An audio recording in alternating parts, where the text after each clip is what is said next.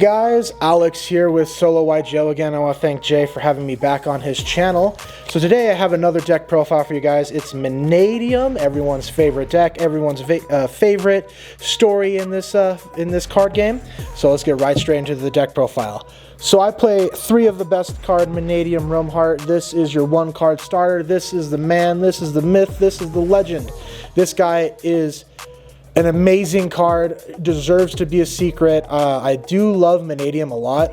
This is one of my favorite decks. I really do enjoy the story of Visas. Hope he gets more cards here soon. But anyway, so 3 Mannadium Roomheart, and then 3 Mannadium Meek, the best one of the tuners. I don't play Fearless, I don't play Druid. Meek is honestly, in my opinion, the best one of the searching for the Mannadium cards. And then I played 2 of the man himself, Visas Starfrost. I would play him at 3, but this is the reason why I don't play him at 3 here. I do play 3 Visas Samsara. This just gives your deck more normal summons. He becomes Visas. He can be used off for Vicious Astrolaud. Like this is such an amazing card, and I do like this ratio I have here for these cards for Visas. And we're not done yet, because I do play 2 Scareclaw Reichheart, the other identity to Visas here. I don't play 3 because I just see the Scareclaw package too much. In my opinion, I don't think the Scareclaw package is that great. But see, it's a really good extender for the deck, and that gets you into where you can have 9 to like 7 interruptions on your opponent's turn, which is absolutely insane. So, and that's what the goal of this deck is, just to make as much as you can for your opponent. And then I do play the 1 Scareclaw Kashtira and 3 Kashtira Fenrirs. Honestly, I don't know why people aren't playing Kashtira Fenrir at 3 in their deck. It has to be at 2 or 3. He's such a good card, deserves to be hit. Fenrir itself, if you have one of the field spells in Fenrir, you have a 2-card starter. Believe it or not, you have lines for this deck. If you have one of the field spells in Kashtira Fenrir, you can make your best board. It's actually crazy. Fenrir himself is an extender in this deck, which is really cool, and same with the Scareclaw Kashtira. Alright, so now we're going to go into the field spells. 3 PPC, the Peaceful Planet Clarium. This card is amazing. We are playing, like I said, Mannadium, so you're obviously going to play 3 of this. Shout out to Rarity Collection 2 that we're actually going to be getting all the field spell reprints, so let's go, budget players. You're finally going to be able to play this card and not spend $30 for per field spell. So honestly, that is an absolute W. I feel like everyone should be able to play this deck while you can. It's an amazing deck. And then I play 2 PPR, the Rankphobia. Like I said, I only play this at 2 because you don't want to see the Scareclaw package too much. You do want to see it though. It is an extender, and that's why I only play 1 of it. And then I play the 1 PPP, the Prerolino, and the 1 Wraithsoth.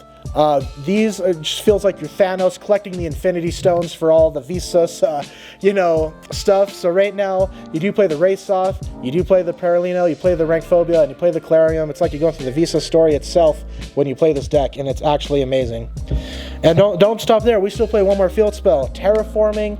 Absolutely crazy. I love this rarity, Terraforming, the secret from Battles of Legend. I don't know if you really see that, but the Terraforming is really awesome.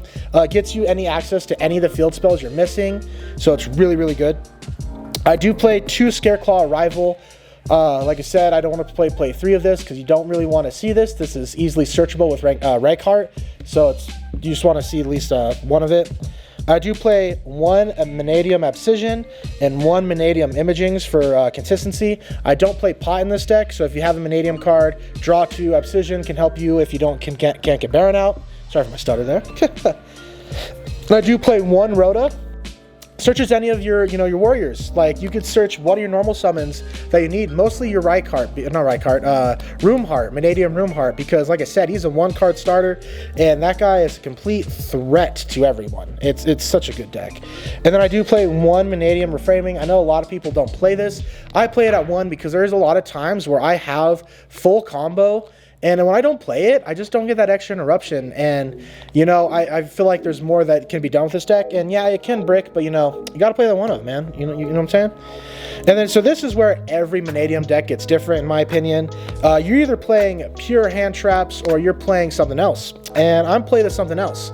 I play the 3 triple tactics talent, the 3 enemy controllers, and my favorite card that I'm so happy is playable because the Rise Heart is gone, the 3 forbidden droplets, one of my favorite staples in the game. If I could get this in 25th anniversary from the Ready Collection, I absolutely would.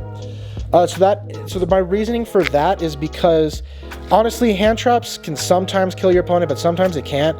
I can't tell you how many times I'm facing against Fire Kings, and they try to XYZ on my turn to make their monster blow up my field. Well, I'm like, oh, I'll just Forbidden Droplet and negate it, and you're just sitting on a monster now. So, you know, it's Forbidden Droplet's really, really good. It can be used as, you know, interruption on your opponent's turn.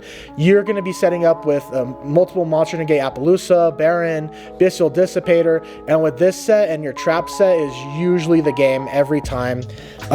This deck is just absolutely amazing. When it goes interrupted, unfortunately, loses to Droll. That is what is stopping this deck from being absolutely tier 0, is because it dies so hard to that card, and we are back in a Droll format, so feels bad, man. All right, but let's get to the extra deck here. So I do play 1 Mannadium Triskilla. This is one of the newer cards from Agov. It's a good card. It gets you into where you don't have full play, where you don't need the Visas. That's another reason why I play him at 2. This can help you do your synchro plays just to start building up. And I do play the 1 Visas Amatara. I hope I'm saying that right. This is my 25th anniversary card. He is what could help you link off into Scareclaw, forgot his name, one of the Scareclaw Lightheart, because he does count as a Visas card, so it's really, really awesome. What's up, Jay? You're linking off? Yep. Speaking of linking off, speaking of the man, Scareclaw Lightheart here, I played 2 of him. I would play him at 3 just because we do have a Kashtira player, but right now your deck is really begging for more room. Your extra deck is, so we do play just only 2 of him. And then I only do play 2 Vicious Astrolaud. Again, I would play this man at 3 if I could, but he does have Recurgence where you can get him back, so it's actually really good. So you get him back in the grave, and SP can, you know, get him back. I think that's how the play goes, but I only play 2 of him. Oh, and speaking of, you know, the myth, the legend, the $140 card, SP Little Knight. Really good card. You usually can go into this, not really on your opponent's turn, but you can make an SP Little Knight to break a board. It's really, really good. If you're not playing that, but you're making your monthly rent payments, you get your priorities straight. Yeah, true. I do play the 1 Appaloosa. This is honestly one of the best cards that's usually on your end board. Can give you up to 4 to 3 interruptions itself, which is really, really cool. For your OTK, I do play the 1 Access Code. Just to kill your opponent in 1 turn if you can. That's what I usually mostly use. YouTube friendly. Send your opponent to the Shadow Realm. Send your opponent to the Shadow Realm. My bad. And I do play the 1 Cross Sheep. Unfortunately, this is mandatory. If there's any card that I would want to take out, it's Cross Sheep. I don't like the card at all. What's your feeling on Cross Sheep, Jay? What's up? What's your feeling on Cross Sheep? Do you like the card? Do you hate the card? Cross Sheep? Yeah. Kind of underwhelming, but it could come up. Yeah. I do play the 1 Excel Synchro Stardust Dragon. Gotta have him in here. He can easily get you to a 10 if you need to, if you get interrupted, which most of the time you are going to get interrupted with this deck. And then this is my take on it. I do make him sometimes, and I do get both effects of it. Chaos Angel. Absolutely insane card in this deck, can banish, really good against Fire Kings. Like I said, if they try to XYZ on my turn, I just Forbidden Droplet their XYZ, and then I could use Chaos Angel to banish their High King Runix or whatever it's called. And once you banish it, it does not get its effect. So you can just banish it and it doesn't destroy. Absolutely insane card. And then I will now talk about so Baron de Fleur is another card, and Bestial Dissipator. These cards are absolutely mandatory. This is both you're going to be mostly going into an Appaloosa, Bestial Dissipator, and Baron into this deck. And that's going to be your most common end board, like I said, to 7 to 6 interruptions. And then obviously for the last spot is the Crimson Dragon. We do not play the King Calamity Lock in this deck, even though you can, but there's better options now. Shout out to Raymond with his Centurion deck, but you can King Calamity Lock and with this deck, but I prefer not to. I prefer, let's just, either break a board or make a board, you know what I'm saying? All right, so now let's go into the side deck. I think you guys know me by now. My ratio is this every time: 2 lightning storms, 1 harpies. Absolutely crazy. This is really good against rescue ace right now, because rescue ace just loves putting their monster in defense position, but you just like clearing their back row, because what are they gonna do on your turn if you just clear that back row? And then I do play 1-dimensional barrier. And then this is where it comes in. I do play Thrust in this deck. I only have 2, unfortunately. I got my ulti and my secret, trying to get that ultra from the maze set, so I could have 3 different rarities. But I only have 2. So right now, this is my ratio, just the 1D barrier and 2 Thrust, I feel like is really good.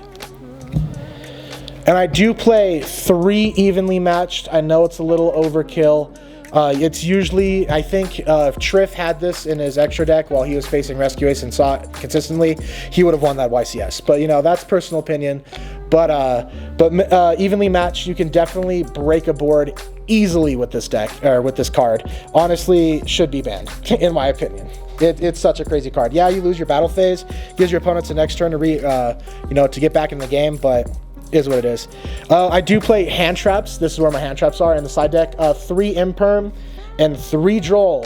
This is for the mirror match. Like I said, this deck really loses to Droll, but this is a Droll format, so I know if I'm going second, I'm mostly gonna probably put in the hand traps. I'll probably keep the talents in.